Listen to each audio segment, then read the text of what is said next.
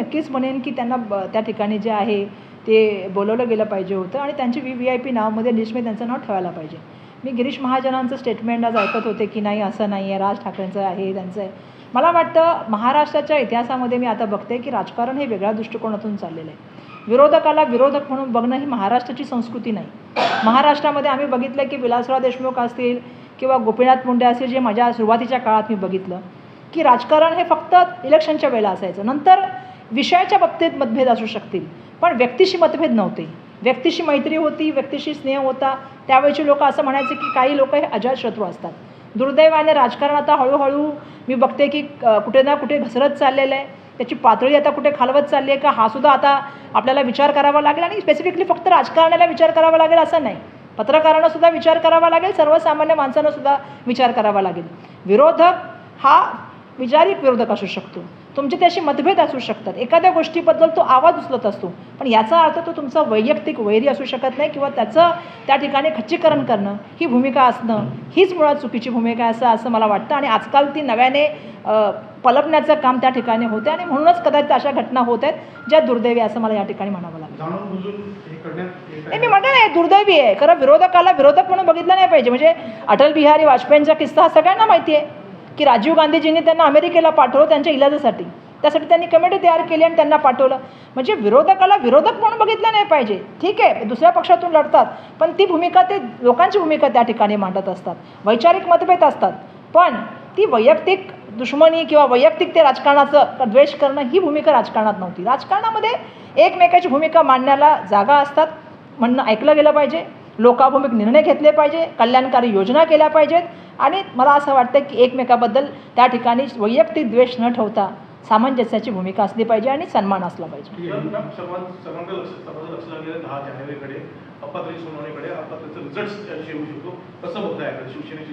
नाही, माझा न्यायव्यवस्थेवर खूप विश्वास आहे. न्यायव्यवस्थेमुळेच आता हेअरिंग चालू आहे आणि न्यायव्यवस्थेवर माझा पूर्ण विश्वास असल्यामुळे, कारण देशाच्या संविधानावर माझा विश्वास आहे आणि बाबासाहेबांची अन्यायी म्हणून मला अपेक्षा आहे की न्यायव्यवस्था आणि संविधान हे इतकं मजबूत आहे की किती जरी लोकांनी म्हटलं तरी विजय शेवटी सत्याचाच होतो. हा आजपर्यंतचा इतिहास आहे. सूर्यचंद्र आणि सत्य हे कधी लपवलं तरी लपू शकत नाही. असं लोकांना वाटतं की राजकारणामध्ये आम्ही काही करू शकतो. मला असं वाटतं की ते आता परिस्थिती राहिलेली नाही आहे. सत्य जसं मी नेहमी म्हणते की परेशान होतं, पण सत्य कधी पराजित होत नाही. त्यामुळे विजय नेहमी सत्याचा होतो. या वेळेला सुद्धा विजय जो आहे तो सत्याचाच होईल आणि त्या ठिकाणी मला वाटतं निर्णय योग्य लागेल. शिवसेनेची अपत्र जी आहे सोनवणे, तसेच राष्ट्रवादी सुरू आहे, परंतु अजितदादांनी आज एक महिन्याचा अजून कालावधी मागितलेला आहे उत्तर देण्याचा. जेवढे आमदार आहेत त्यांच्या बाबतीत नाही, मला वाटतं ते जो निर्णय आहे तो तुम्हालाही सगळं माहिती आहे. म्हणजे दुर्दैवाची गोष्ट आहे. म्हणजे मी परवासुद्धा मुख्यमंत्री महोदयांना, माननीय मुख्यमंत्री महोदयांना बोलले की आपण होता, अजितदादा होते त्यावेळेला उपमुख्यमंत्री, आपणही आमच्या सरकारामध्ये होता, आपण सुद्धा त्यावेळेला नगरविकास मंत्री होता. आज आपण ज्या बोलताय त्याच्यामध्ये आपली भागीदारी नाही आहे का? म्हणजे आता दुर्दैवाने असं व्हायला लागलं आहे की तोडायचं, फोडायचं आणि सरकारं बनवायचे आणि त्या ठिकाणी जे आहे ते स्वतःची कसं आपण हे आहोत. म्हणजे कालपर्यंत हसन मुश्रीफ, भुजबळ साहेब काय होते किंवा अजितदादा काय होते, अशी कुठली वॉशिंग मशीन आहे मला नाही माहिती आहे की त्याच्यामध्ये गेलं की सगळं एकदम स्वच्छ होऊन जातं. हे राजकारणाची परंपरा नव्हती. पण दुर्दैवाने जसं मी तुम्हाला सांगितलं की आम्ही जे राजकारण बघत आलो त्या राजकारणामध्ये वैचारिक मतभेद, विचारधारेशी पक्की बांधिलकी, सामाजिक एकोपा आणि देशाचं संविधान आणि राष्ट्रीय एकात्मता ही मूल्य होती. दुर्दैवाने ती हळूहळू कमी व्हायला नाही. मला वाटतं अजित पवार साहेबांनी याबाबतीत निश्चिंत राहावं, कारण त्यांनी त्यांचा निर्णय घेतला आणि ते आपली जीवनामध्ये असलेली कमाई म्हणजे त्यांची जी विश्वासार्हता असते ती सोडून ते त्या ठिकाणी गेले भाजपा आणि एकनाथ शिंदेंबरोबर. मला वाटतं त्यांनी त्यांच्या पक्षाबद्दल बोलावं आणि आमच्या पक्षाचे निर्णय आणि इंडिया अलायन्सच्या बाबतीमध्ये निर्णय घ्यायला आम्ही पूर्णपणे जे आहे ते समर्थ आहोत. आणि त्या ठिकाणी मला वाटतं इंडिया अलायन्सची जी बैठक होते त्याच्यामध्ये विविध विषयावरती चर्चा केल्या जातात. जसं मला आठवतं की मुंबईची असेल किंवा मधली आता दिल्लीमध्ये झाली होती, विविध विषयावरती चर्चा केल्या जातात. त्यामुळे तिथे बसणारी मंडळी सगळी सिनियर आहेत, सगळं पक्षाचे नेते आहेत आणि त्यांच्या माध्यमातून योग्य वेळेला योग्य निर्णय घेतले जातील. त्याची बिलकुलपणे त्यांनी काळजी करण्याची आवश्यकता नाही. ज्या तऱ्हेने आता ते स्वतः म्हणतायत, म्हणजे परवा आता मला वाटतं आज भुजबळ साहेबांचं एक स्टेटमेंट आलं की त्यांचे आणि आमचे आमदार जर सेम आहेत तर खासदारच्या सीट देताना आम्हाला आणि त्यांना विरोधाभास कसा किंवा विपर्यास कसा होऊ शकतो. त्यामुळे आपल्या पक्षातली भांडणं जर जास्त सोडवलीत तर मला वाटतं की ते जास्त मला वाटतं त्यांच्यासाठी चांगलं राहील.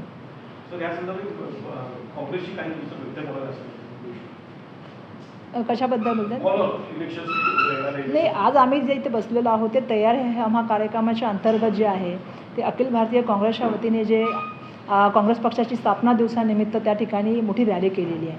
आपल्याला सुद्धा माहिती आहे की भारत जोडो आंदोलनाच्या माध्यमातून राहुलजींनी जे महाराष्ट्रामध्ये रॅली झाली त्यामध्ये शेगावची रॅली ही खूप मोठ्या प्रमाणामध्ये रॅली झाली आणि त्याचं कौतुक पूर्ण भारतभरामध्ये झालं.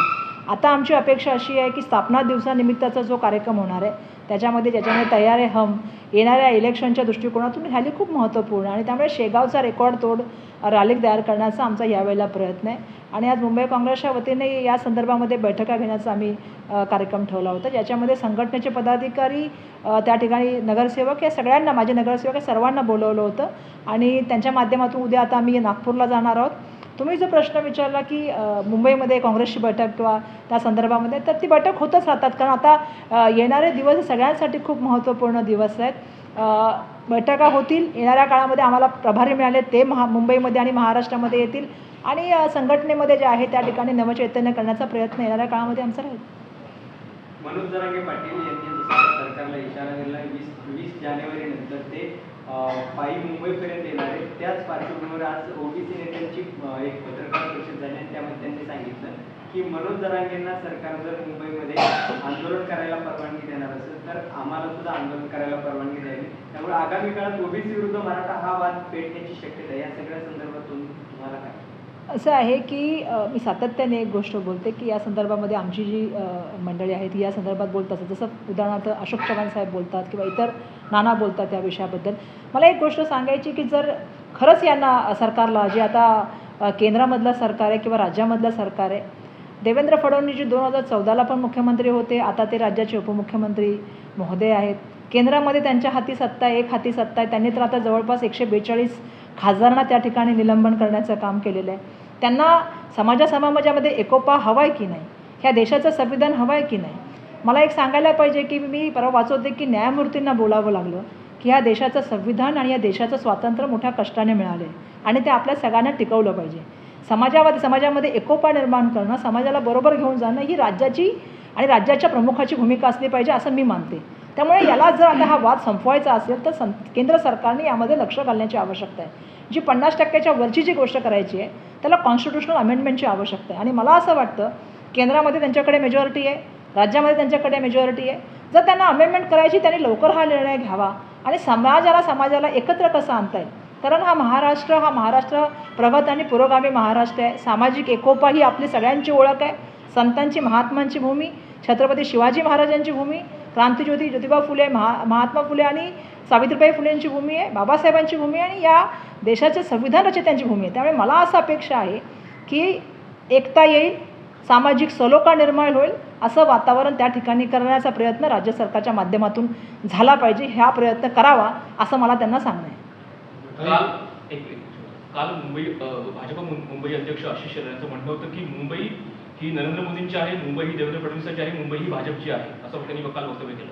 नाही, मला वाटतं मुंबई ही मुंबईकरांची आहे. मुंबई ही मुंबईकरांची आहे. मुंबई ही मुंबईच्या स्पिरिटची आहे. मुंबई ही मुंबईमधल्या प्रत्येक नागरिकाच्या मेहनतीची आहे, कष्टाची आहे, त्याच्या श्रमाची आहे. आणि मला असं वाटतं की मुंबई हे जगपातळीवर आर्थिक राजधानी फक्त म्हणून चालणार नाही. मुंबई ही अशी आहे की स्वप्ननगरी, जिथे प्रत्येकजण माणूस येतो. ज्याला 10 रुपये कमवणार आहे तोही मुंबईमध्ये जेवू शकतो, जो 1000 रुपये कमवणार आहे तोही जेवू शकतो. म्हणजे प्रत्येकाचं पोट भरणारी, प्रत्येकाला सन्मानाने जगवणारी जर कुठली जागा असेल ती म्हणजे मुंबई आहे. त्यामुळे इथे येणारा प्रत्येक माणूस हा मुंबईकडे काहीतरी उमेद घेऊन येतो. त्यामुळे मुंबई ही कोणाची आहे म्हणण्यापेक्षा मुंबई ही मुंबईकरांची बोलली तर मला जास्त आनंद वाटला. त्यावर पाय ठेवून राम मंदिर बांधलं, तारीखही जाहीर केली. हिंमत असेल तर त्या दिवशी या, तुम्हाला राम मंदिर दाखवतो. कोणी दिले? फडणवीस, देवेंद्र फडणवीस. माणसाने नम्र असावं. कितीही मोठी अचिव्हमेंट असली तरी माणसाने नम्र असावं. आणि मला असं वाटतं की त्यांच्या प्रत्येक गोष्टीला आपण पण तुम्ही किती हे द्यायला पाहिजे ते पण बघितलं पाहिजे ना. काँग्रेस पार्टीला आम्हाला आव्हान द्यायची त्यांना गरज नाही. आमचा कार्यक्रम आहे, हम तयार आहे. आमच्या कार्यक्रमासाठी आज बसलेला. आणि दुसरं तुम्ही जे बोलताय की देवेंद्र फडणवीसांचं ते असं बोलण्याची सवय आहे मोठ्याने, पण मला माहिती आहे की देवेंद्र फडणवीस होता आता काय परिस्थिती. त्यामुळे ठीक आहे, चालत राहतं, बोलत राहतात.